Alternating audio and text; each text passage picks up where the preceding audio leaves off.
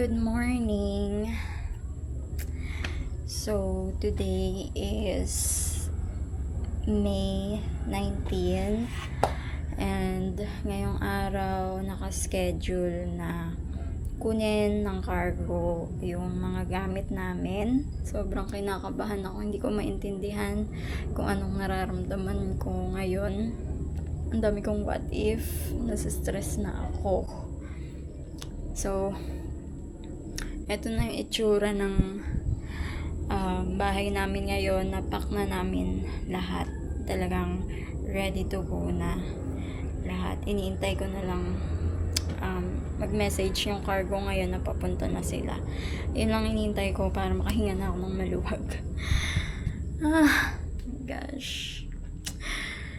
Nakailang balik na ako sa CR. Nagdadayariya na ako.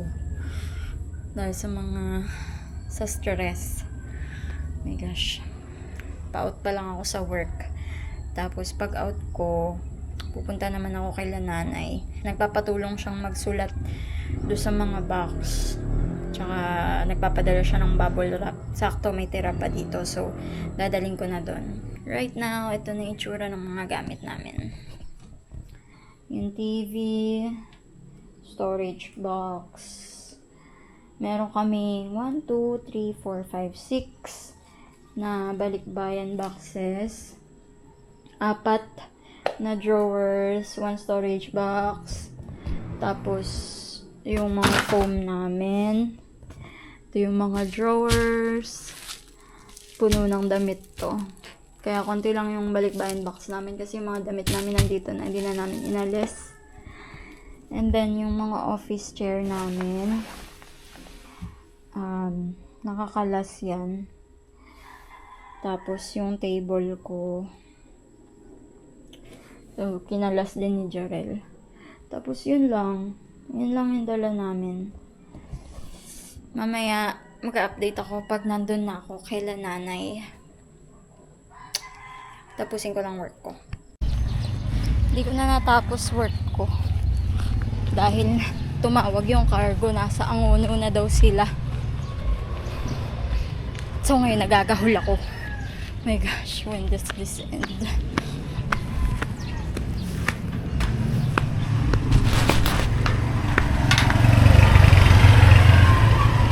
Tricycle! Tricycle!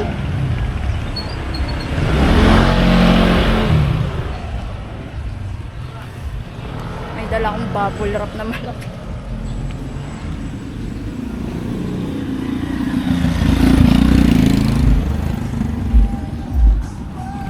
Sa Taralehas. Darangan. Aray ko.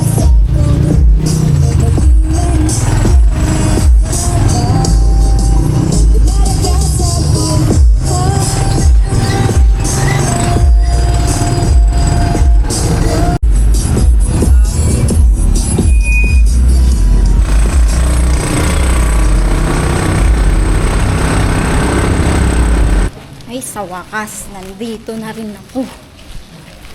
Kakainis. Tsura ko. Ba't pag nagmamadali ka, ang bagal kumilos ng lahat ng tao. Nakakairita. Tricycle parang 30 minutes. Feeling ko 30 minutes ako nasa tricycle. Pero hindi naman. Parang lahat ng tao naka-slow mo. Gigigil ako. Slow mo sila lahat. Tapos palaging, teka lang, mamaya na. My gosh! Hi, Tio! Say hi. Ito na ang mga kaganapan. Hello, Mother! Hi! Look at my face! Ang very, very... Ang init! Naku, Diyos mío! Grabe ang init, guys! Ito na, bubble wrap mo. Ano ba? Balutin to? Sabi nung cargo, Sila na. ano daw, ibabalutan nila ng Bubble wrap. retaso na box. Tapos, tsaka nila gaganon yun. Yung kagaya sa amin yung plastic. Yung parang cling wrap. Wala tayong litasong box na. Sila nga. Sila, okay. Okay na. No problem. natin. Tawagan mo si Nanay Virgie. Wala si Nandyan si Nanay Nanay Virgie. Virgie naglilinis. Dapat tawagin doon. Ano, Ryan, lagyan mo na ng ano, yung mga, yung... Susulat muna ako. Asan pa walang sulat? Akala ko na hindi pa nasulatan. Ito, wala, oh. Asan yung Ay, tape? meron na pala. Ito, meron na. Yung mga ganito, hindi kayo mawawala to, anak ko. Asan? Yung mga ganyan. Ba't nawala? Ito, anong gagawin dito? Ito pa, oh. Sinama na, sabi mo. Pagsamahin. Hindi, magkahiwalay. Eh, ano na, nandyan na eh. 3 table nga eh. Anong tatlo? Dalawa lang yan. 3 kasama yung sa amin. Ah. Hayaan mo na, nandyan na eh. Hindi, kalasin mo yan. Ah, bahala ka. Sila nang makalas, pagod na. Ba't hindi mo nilagyan ng ano? Nang alin? Wala nga, di ba? Yun, mayroon pang pero wala na. Napapagod na ako. Eh, ito, tingnan mo to. There, gunting. Gunting na gunting. Ako na mag-aano ha. Oh, bukan mo. Akin na yung gunting. May sulat na pala lahat eh. Pinapunta mo pa ako. Hindi, mayroong walang sulat. Ito eh, yung mga iba. Ito, hindi ba yan nabubura? Baka tanggalan yung sulat to eh. Bakit? Bakit tanggalin? Pag tinanggal nila, wala na tayo dyan magagawa. Na natin yung ano. Hindi, dalawa. May tumatawag. Tingnan mo! Ang guardian. Umuhan eh? Oo. Saan lang gamitin to? Hello? Asa, anong location po yung pinuntahan niyo? Paralehas? Ah. Sa pinakadulo po kami. Ay, yung motor ko. Apo. Sabi mo muna yung motor mo.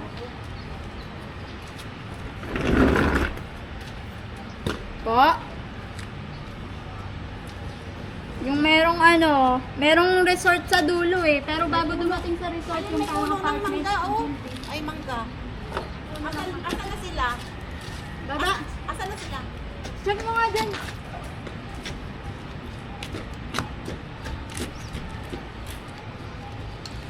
Diretso lang to. May truck na eh.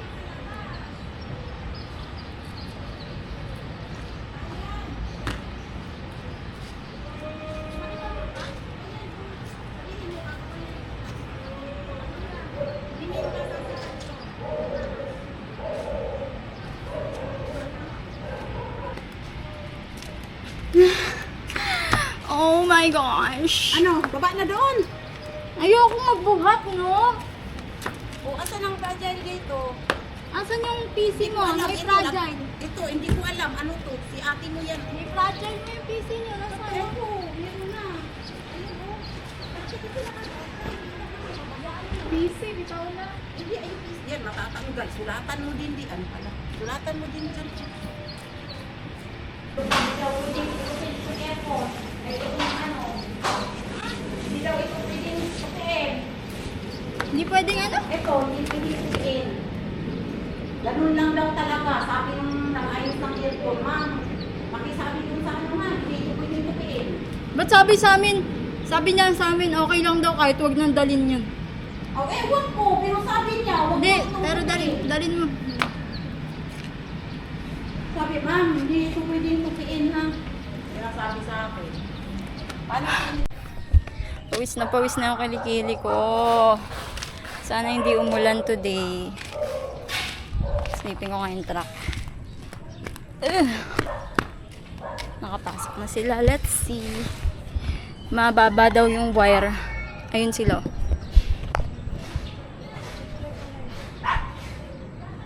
Naku po, malaki yung truck.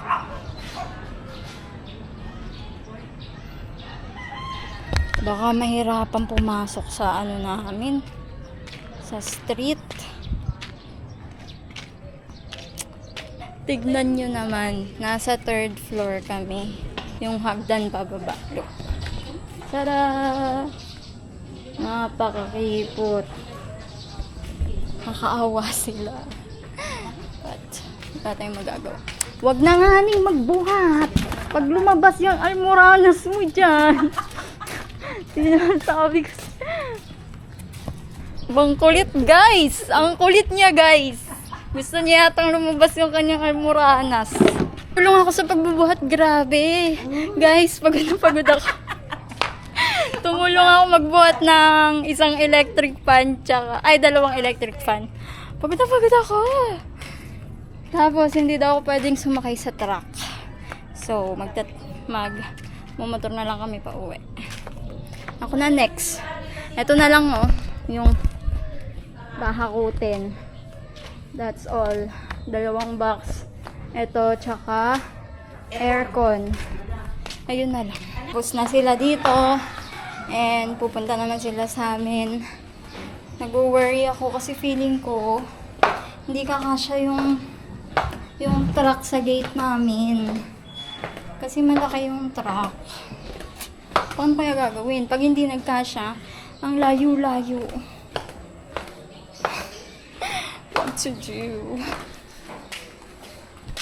Mamaya na ulit. Ito na kami sa bahay. Thank God nagkasya yung truck. Tingnan natin.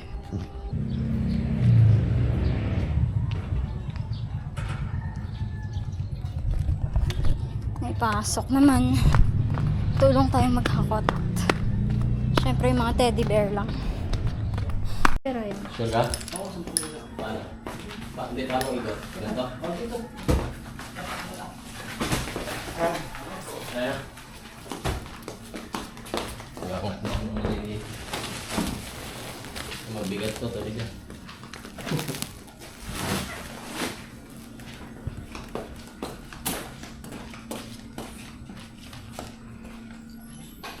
Ano lang.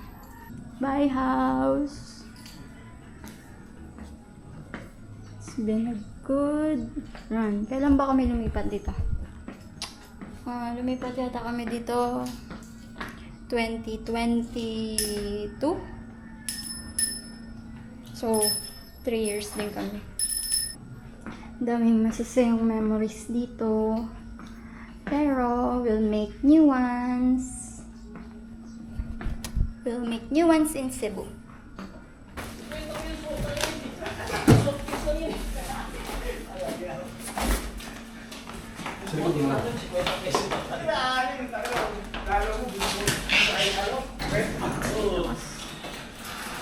Siyempre, hindi alam ng rider na ano, nakakala niya maliit lang na rep ng ano. Ano pa? Ay, dumating yung pick up ng rep, mag-isa lang. Tapos hindi niya alam sa third floor pa kukunin. Uy, tita ko konta. Siguro. Grabe, isang kamay. Siguro sabi nung talaga, putang ina third floor, tapos rep kukunin talaga. Magkano lang ibabayad sa akin.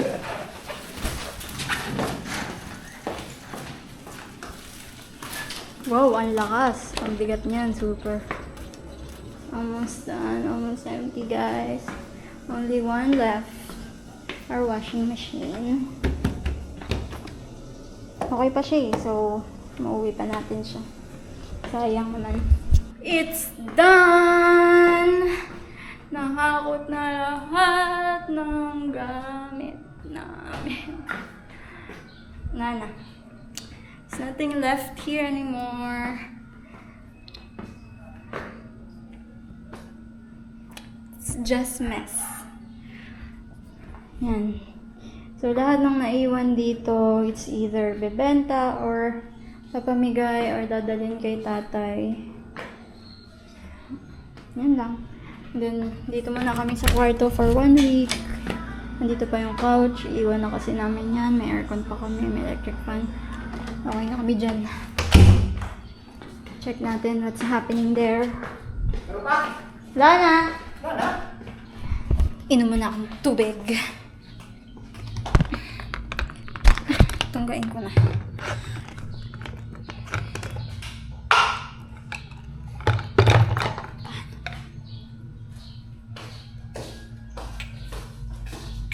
So yan, nakarga na lahat ng gamit. Abot na yan. Abot ba mo? Eh, magagamit ko sa paninda mo yun, no? May tinda ka nga pala, kung yun sa magamit mo. Play ko ko.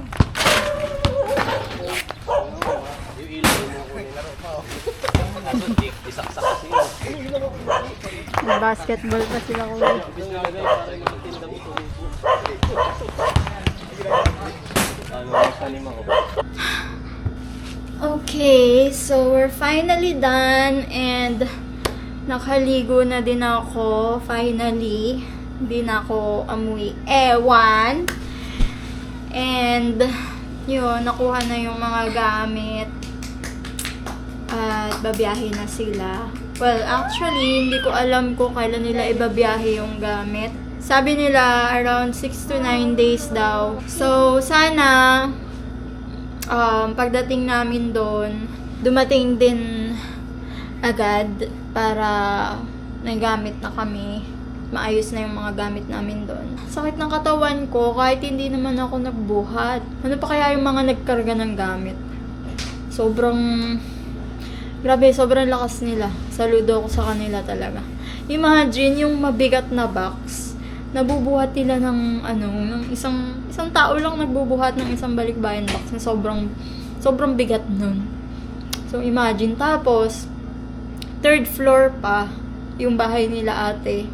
And then itong sa akin, ang layo din ang lalakarin papunta dun sa truck. Sobrang saludo ako sa kanila. Nakakatakot din magpa-cargo ng ganito kasi imagine, kukunin nila yung gamit mo. Paraning lang na what if hindi nila dalhin yung gamit. Syempre, ang dami ng scammers. Kaya, make sure na pag kukuha kayo ng cargo, legit na company talaga. Mukhang legit naman yung company na nakuha namin dahil meron naman silang OR. And, kinuha ko naman yung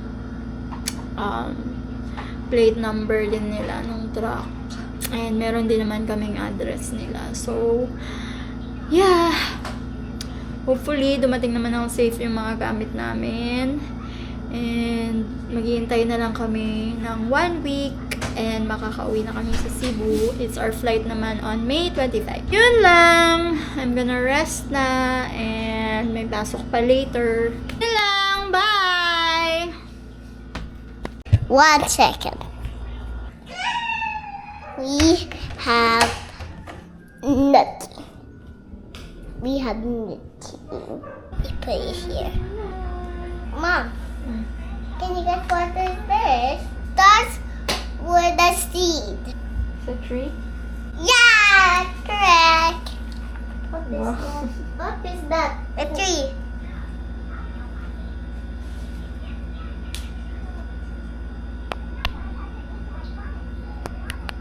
Bye.